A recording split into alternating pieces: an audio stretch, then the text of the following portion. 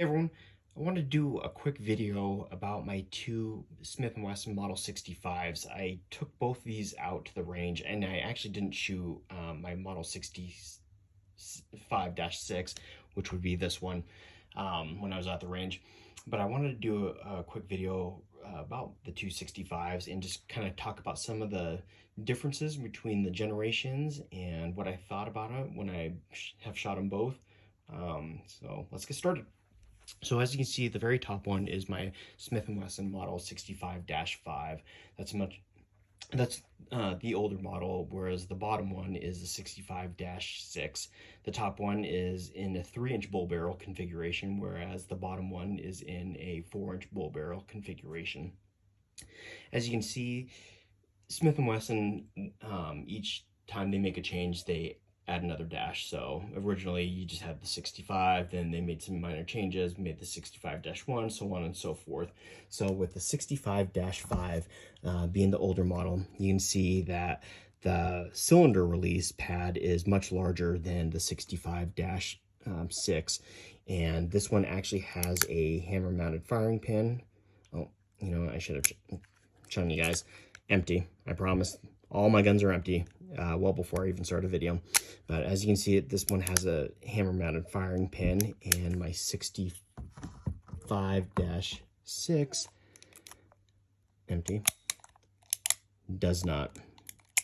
You can also see that with the 65-5, they have a cylinder stop stud, and with the 65-6, I'll just start calling them -5 and 6, but you can see with the -6, they actually just extended the bottom of the recoil shield down and are, I guess, using that as the cylinder stop. Neither one of these models has a shroud around the ejector rod, as you can see here, so they're exposed. Neither one of these have a pinned barrel or a recessed cylinder, which is kind of a shame, but I think that if I would have found a Model 65 through 65-2 with a pin barrel and a recessed cylinder, I probably would have paid double the amount of money that I paid for this -5 here. This is just in beautiful condition. Yeah, it's got a couple nicks here and there. Somebody tried to clean up the cylinder with probably like a Scotch Brite pad. But overall, the stainless on this one is actually in really good condition, in my opinion. Whereas my police trade-in, my -6 police trade-in here, you can see that somebody took a Scotch Brite pad to it and cleaned it up as best they could. I mean, God bless them. They did jack up, well, and I don't even know if it was them. It could have been the previous owner or whatever else, but some of the frame screws are a little bit, I guess, tampered with, for lack of better words. But I mean, he did the best job that he could, and it actually looks really good, in my opinion. I probably would not have been able to do as well of a job as he did cleaning this gun up, but he took some time and cleaned it up as best as he could, and it still looks gorgeous, in my opinion. Add some characterization. Something I wanted to show you real quick.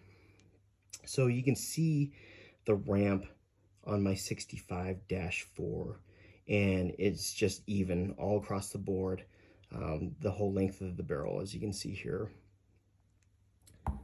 With the 65-5, or the -5, I said I'd say, there's actually a little bit of a riser, if you guys can see that.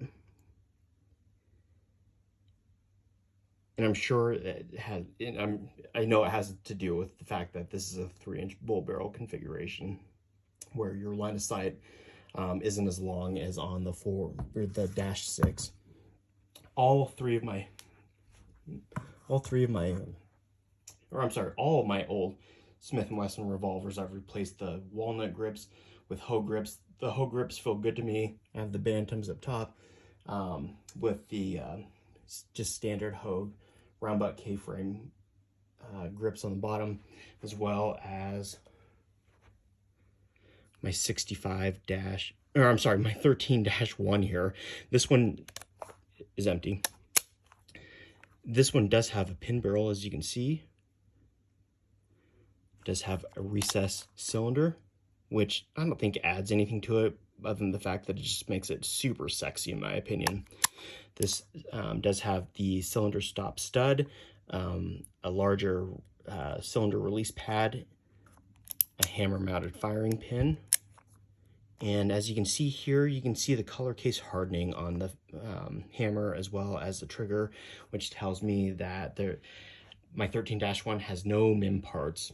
As you can see here on my Dash 5 and my Dash 6, I have read on Smith & Wesson forums that they've replaced the hammer and the trigger between the two models to MIM parts, and you can actually see the difference. You don't see any color case hardening on them, which is kind of sad in my opinion, but I mean, you know, it is what it is.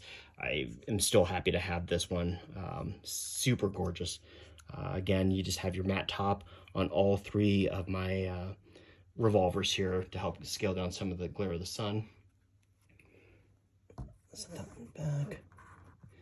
All of them are fixed sights. All of them are double action, single action. All of them are K-frame models. This one, however, is a square butt K-frame, whereas the 265s are round butt K-frames. So the grips, just be careful that if you're swapping those out for Hogue grips, just make sure that you buy either the square butt or the round butt, whichever model you have. They did actually make 65 models with a square butt as well.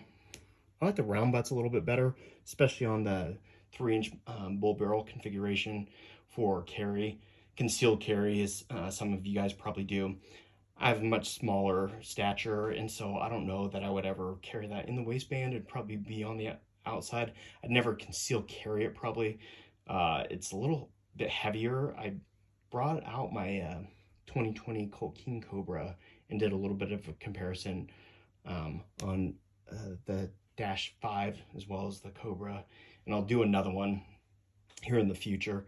But the Colt King Cobra is like 4 ounces lighter than, I want to say, my Dash 5. It doesn't handle recoil as well as my Dash 5, obviously, because the two Smith & Wessons have bull barrels, which helps really scale some of that down. And actually, I actually prefer shooting hot Magnum 357 loads out of my 4-inch configuration. It definitely takes away a lot of the recoil with the bull barrel. The obviously 3-inch barrel was a little bit snappier, still manageable, not as bad as my Colt King Cobra, but anytime I'm carrying a higher caliber like a 357 or 45 ACP, I'm typically carrying those out in the woods or the desert for, you know, animals. Whereas in town, I carry just a plain Jane P360 with a 12-inch mag, all HSTs and all those.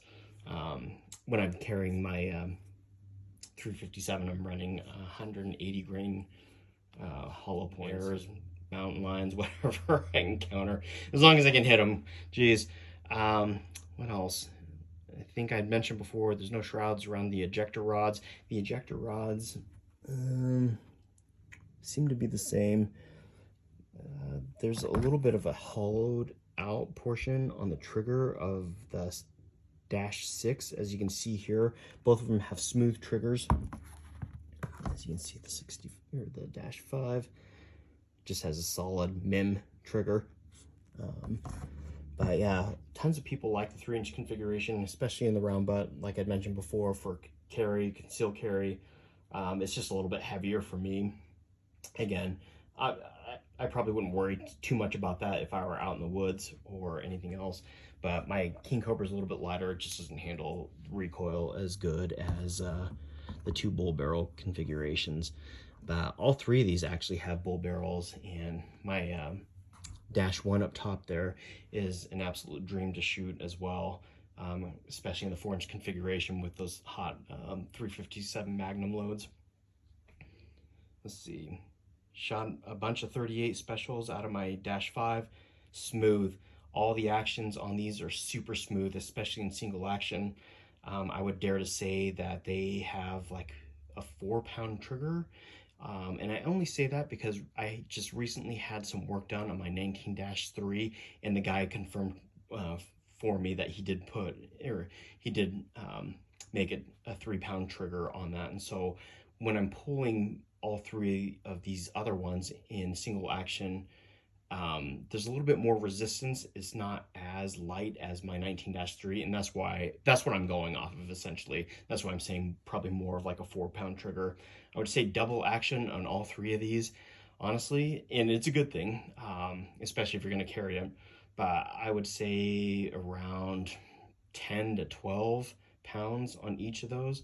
Still super smooth, and yeah, I mean, there's no complaints there for these old revolvers. I don't need them to, I'm not rapid firing any of these, and precision shots. The single action works all day long, every day.